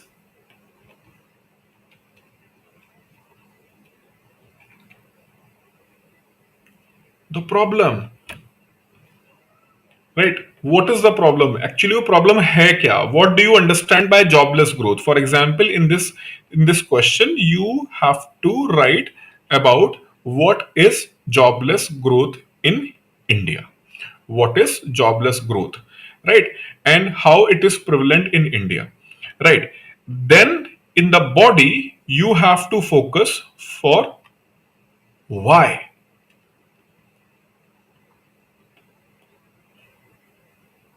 Whenever I say this why now, I always recall the great dialogue of Dark Knights. Why so serious, right? Heath Ledger's legendary acting. So in the intro you have to write what. In the intro you have to write what is the problem. In body you have to write why there is a problem. Then in the conclusion you have to write what is the way forward, right? What is the way forward? So I told you, if 200 words is a limit, then the intro should be maximum around 50 to 60 words. Then again the conclusion again around 50 to 60 words, and it should be around how much? 100 to 120 words. So in this question, every question, if you are going to be what? If you are going to be plus minus 10%, plus minus 10% is not visible. If you are going to write in 180 words, if you are going to write in 220 words, generally it is not going to be visible if the content is good, right? If the content is ghatia, means it's not good, then in that case maybe it is clearly visible, especially when you are going to write in 180 words, or in you are going some 170 180 words, right? So it is clearly going to be visible and it is going to have a very bad impact. Fine. So you have to keep this thing in your mind, how you are going to distribute for what section, right? So major chunk is always taken by the body of the question, intro and conclusion accordingly. Especially in the conclusion, you have to be very precise. You have to be more precise here, right? So this is why it is a kind of important thing here. Yogesh is saying that can we mention the Philip curve, which is related to unemployed?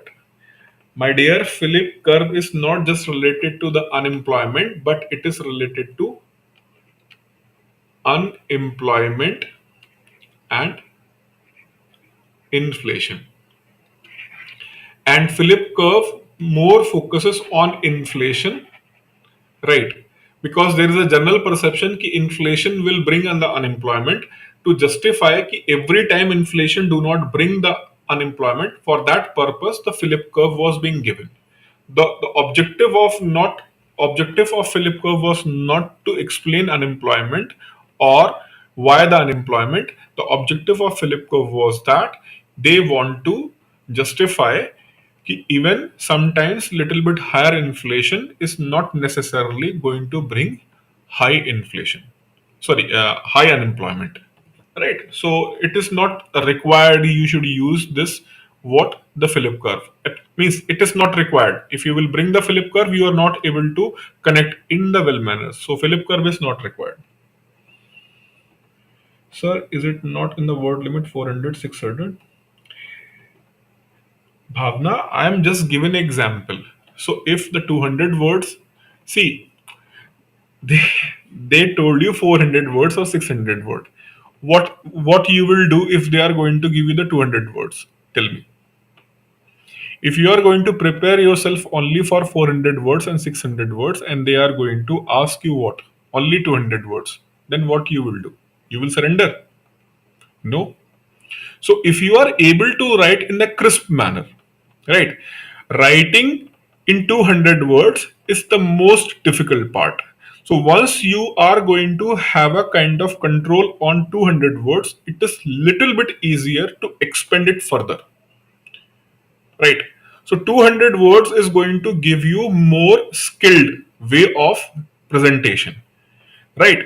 And if you are skilled, if you have went for the practice and you become skilled in the presentation, then with the help of more knowledge, you are able to write in 400 words, 600 words, 800 words, 1600 words. That is not going to be the issue.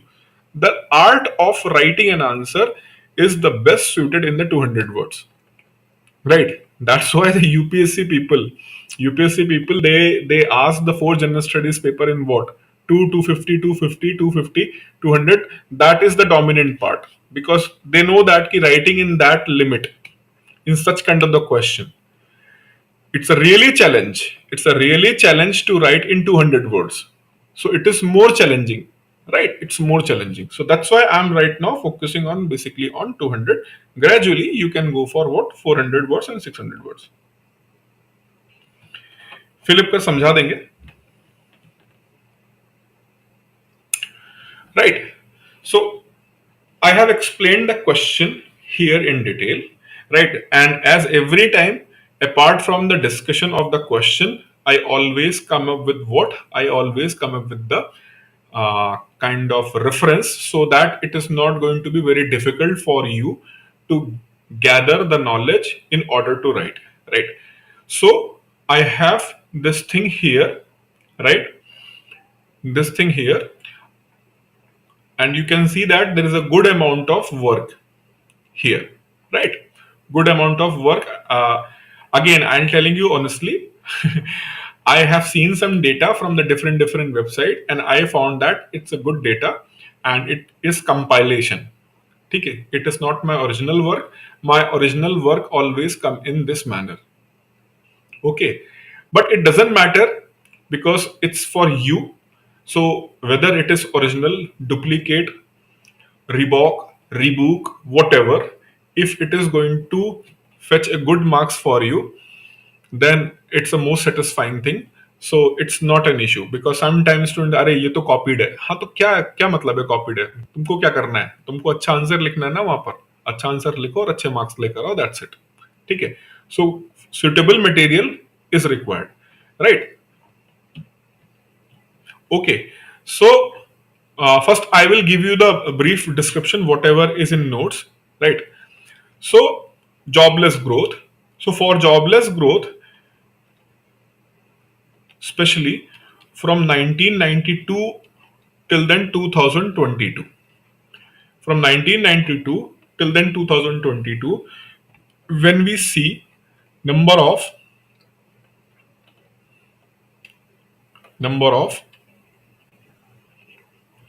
unemployed people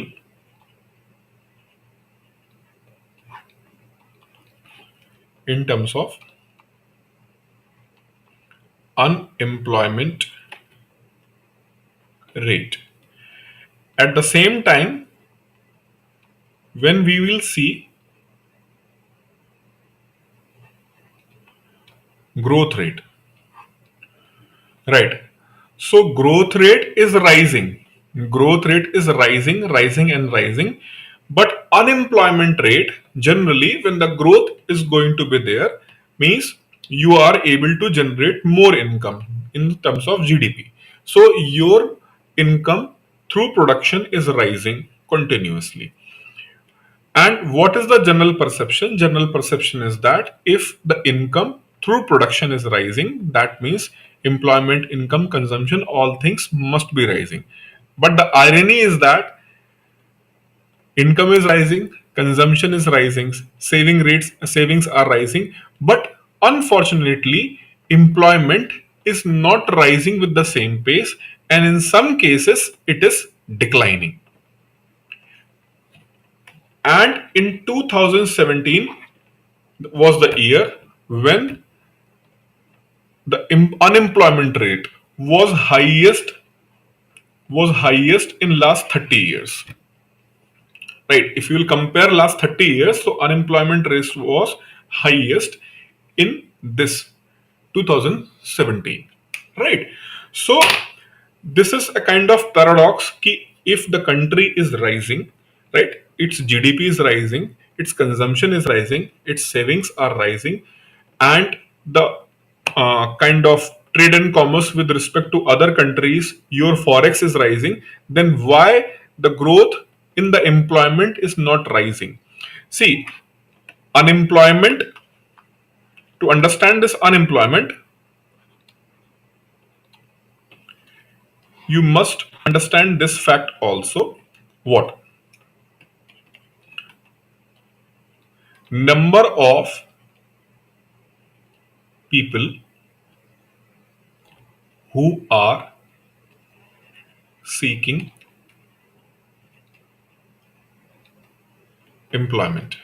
Those who are seeking employment, suppose that every year 10 million, 10 million people are eligible to seek an employment, right? Every year 10 million people are being there who want employment, who want to be get employed. Whereas your GDP growth rate, which is rising with 6% to 8% on an average, right? Your GDP growth rate is rising on an average 6 to 8%, right? So you are expecting कि this growth rate is going to create job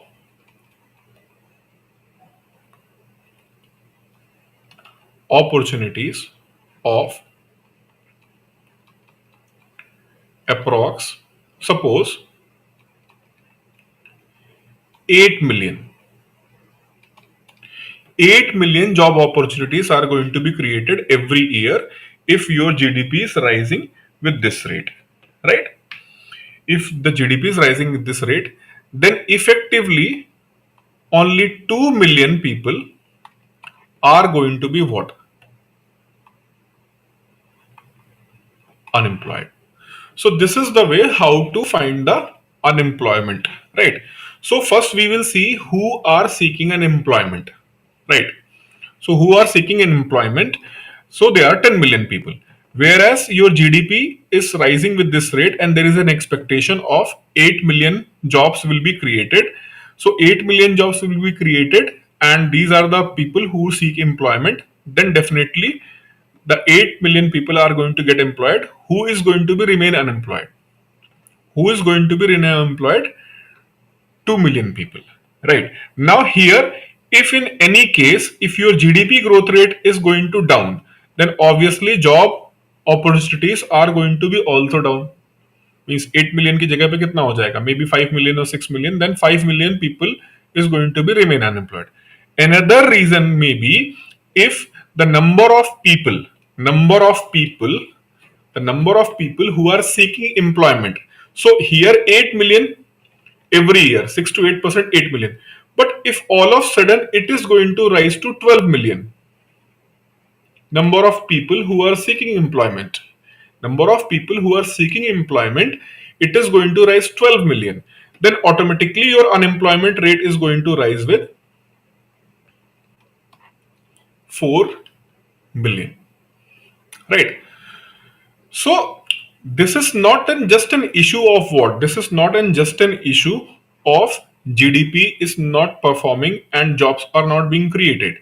Maybe in your country, the people who are seeking an employment, they are rising with very fast rate. When we talk about the demographic dividend in India, India is a country having the largest young population, right?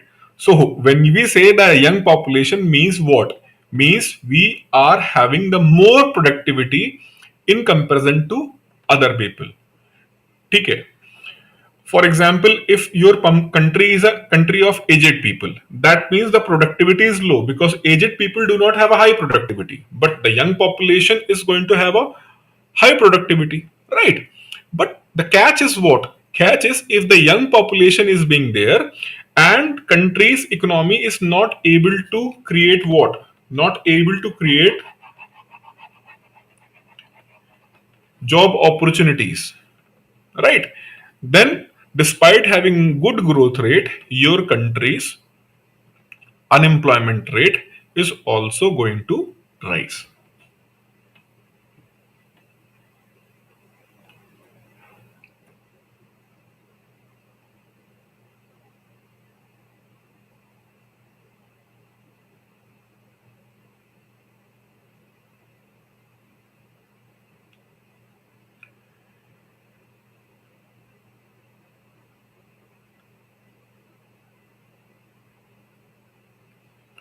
Okay, I hope this point is clear.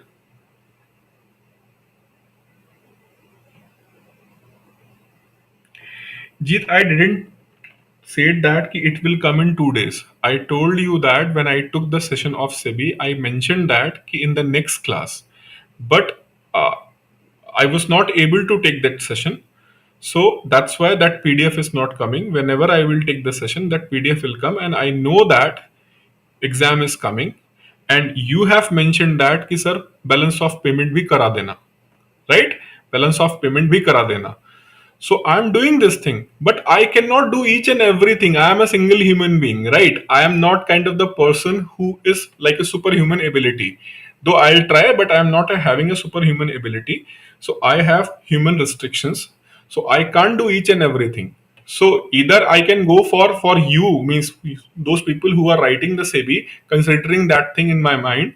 So I specially went for the balance of payment topic so that it can help you, but at the same time I can't do the things, all the things at the same time. So you should wait for the curve related PDF. Whenever this point topic will be over, then I will focus on that, and then I will create. Because to create such kind of the thing, like what you are wanting, you are demanding is all curves at in the single PDF, right? All the curves in the single PDF. So to put the all curves in the single PDF, I need to spend at least 6 to 7 hours on that. After that, it is going to be prepared, right? And right now, because I am focusing on this, so it is not possible, right? So please wait. Today is 9th. Maybe in next, now I am announcing, maybe in next tomorrow or day after tomorrow you will get it. Okay. Sir, what is the criteria of being unemployed? Like if a person is working in somebody but he is applying under merger, he will be considered as unemployed. Those also there is a rise in the voluntary unemployment. See, criterion of unemployment and all these things, there is a topic, labor trends in India, right? So, in the labor trends in India, in that topic, I am going to discuss in detail what are the criterion for being called as an employed, what are the criterion to being called as an unemployed. But in this question, there is no need to go in the definition ki whether what is the definition of employed, what is the definition of unemployed. You have to discuss here in terms of what? In terms of unemployment and growth rate. Fine. So there is no need to go here. In that topic, I will discuss that thing in detail. Right? The labor trends in India, labor reforms and labor trend in India. Okay. Sir, we have to mention the voluntary unemployment also. Not required. The voluntary unemployment means what? You are trying to take a refuge. You are trying to take a refuge from what? The incompetence of your economy and your economic planners. They are not able to create enough job opportunities for your rising demographic dividend kind of the thing, right? You must focus on that areas. You cannot blame ki rising population and each and everything. You know all these things, all the data are with you since last 30 years, so you have to make an effort. You cannot give the excuse ki because of the number of people who are seeking employment is rising. You must focus on this rather than putting the blame on others, right? So you must focus on the such way so that more job incentive intensive. There are certain works, right? For example, why government want to focus on the agriculture? Because they know that if we will focus on the agriculture area, then definitely there is a more possibility to have more job opportunities, right?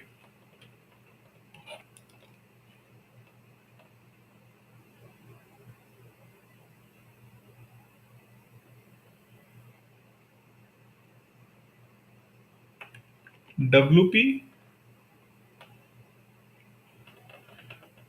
मुझे नहीं चमका, WP का मतलब क्या होता है? वो WP number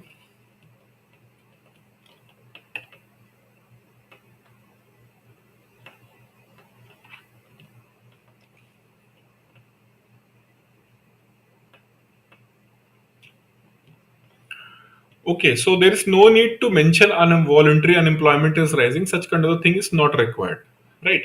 Now, some data I just want to show you here is the incidence of jobless growth in India, right? Government of India begins the measuring of the joblessness in country in 1972 to 1973 through NSSO, now as NSO, National Statistical Office. However, the agency has reported the worst joblessness in 2017-18, that was 6.1%, right, of the total labor force. So 6.1%, what is the total labor force? Suppose that total labor force is 100 people. Out of that 100 people, who is your labor force? Out of that, 6.1% are remain jobless. The global trend regarding that declining, job opportunities are not different, means we have seen the same kind of the trend at the international level also, but it's not like that. 6.1% the unemployed population constitute 5.5% of the labor force. Interestingly, the unemployment crisis cut across every category: rural, urban, men and women. Urban women are worst affected. What this data is saying, that this data is saying that what this data is saying that the population this data is saying that the population, unemployed population. So if India has the population, suppose 1.35 crores, right? So out of that population, this population is remain unemployed. And when we see the different categories, how many urban people are unemployed, how many rural people are unemployed, so it's almost same situation everywhere, right? Another stats agency which captures the job related data is Labor Bureau. So maybe kind of question ki who calculate the job, means the data of labor related thing. So Labor Bureau calculate, and NSO also calculate regarding the job related data. So here you need not to worry too much about the data if you are not able to recall what data you have to keep in your mind. That is when we have started calculating, right? When we have started the calculating, in which year was worst affected, with the high unemployment. This is what you have to keep in your mind. If the rest of the data you are not able to recall or retain, there is no need to unnecessarily put yourself in the stress like situation. Just when it was started and when it was the worst situation in the country. Okay. Now, sometimes what happened, the job data which is being pushed published by NSSO or the Labor Bureau, right? They said that the methodology which you are using, is not good or not enough. You must use the payroll data which is used by many advanced economies like USA and other G20 countries. They use the payroll data. So for the payroll data, suppose that you are an employee in a firm. So you are an employee in a firm. So some contribution by your firm is going to the funds, like where it is going to be uh, some contribution from your employer. It is going to be Employees Provident Fund, ESIC, National Pension Scheme. So rather than calculating job data, you should go to that organization and see the how much contribution and for how many people contribution is being made. On that basis you are going to get the real data, how many people are employed. But for example, in India, gig workers, whatever they are earning, there is no such kind of contribution by their employer, right? Because they are on the contract, they are working as in contract. Even for people like me, I am working in a particular organization and I am a consultant. So right, so I will raise the bill, and against that bill my employer is going to pay me. There is no kind of the contribution from my employer to there. So the contractual workers, right, contractual worker data you are not going to capture. For that you have to collect the data from the income tax department, right? So still there are some loopholes even in the payroll data. So in nutshell, there is no unique way to capture the exact data of what, how many people are jobless in your country. But as I told you, you have to explain what is the jobless growth. You must have to explain there, and you mentioned there कि in the country we have started this joblessness counting in 1972-73. If you remember that, when I was explaining about the 5 year plans, go to that 5 year plan and see what happened in the sixth 5 year plan. You will get an idea why it was started in 2072 and 73. Garibi Hatao was focus. Though Garibi Hatao ka jo nara tha means the slogan was given in the fifth 5 year plan, but to implement it was in sixth 5 year plan. So that is why they have started to counting the jobless people, right? So there are the methodologies. Now some data is put forward by the Center of Monitoring of Indian Economy. They have came up with this data. I just put this data here. Don't worry about this numbers and all. Don't worry about this numbers and all. Just read so that you can understand the severity of the issue. What is the severity of the issue? You are going to get it from there, right? So with that severity of the issue, you are able to understand. And then causes of jobless growth in India. I have explained what are the reasons, right? So I will suggest you should read this one. You should read this one. If you are going to have any doubt in your mind, let me know. I will explain you, right? But this data I have collected in the very crisp manner. If you will read, you are going to be very clear about the joblessness growth in India. And after reading that, after reading this, have a kind of what, see, just for example, if I want to write this answer, so what I will do, I will read all these things, then I will try to construct my answer in my mind, and then I will start writing. So this is what you have to do. Okay, this is what you have to do while writing. So just give me a second. I will immediately share this one on Telegram.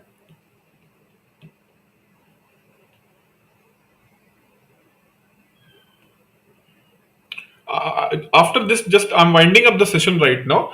I will immediately share this one on the Telegram channel, right? So you can read, and after reading you can write. Those people who are submitting their answers, my humble request is, don't be discouraged because I'm not able to see your answers, I'm not giving you the feedback. Be don't discourage. Right now it is means little bit very hectic for me, very hectic for me, because I have to give the priority to those students who are going to appear in the interview. Some people are going to appear tomorrow or day after tomorrow. They are going to be there, right? So maybe I'm not able to evaluate, but please be continue, right? You should submit your answer to me whenever I'll get the opportunity. I will check it and I will give you the feedback, right? That will become for sure.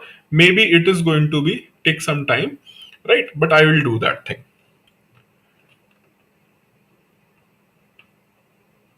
Okay, Chetan. So I'm sharing this right now. You should read and write. So you can submit today or tomorrow, whenever you want to submit, but please write. Okay. So, okay, then I'm winding up today's session. Tomorrow, we will continue with our discussion. And one more question I'm going to give you with the kind of model kind of answer. Okay. Okay, then. Good night to all of you.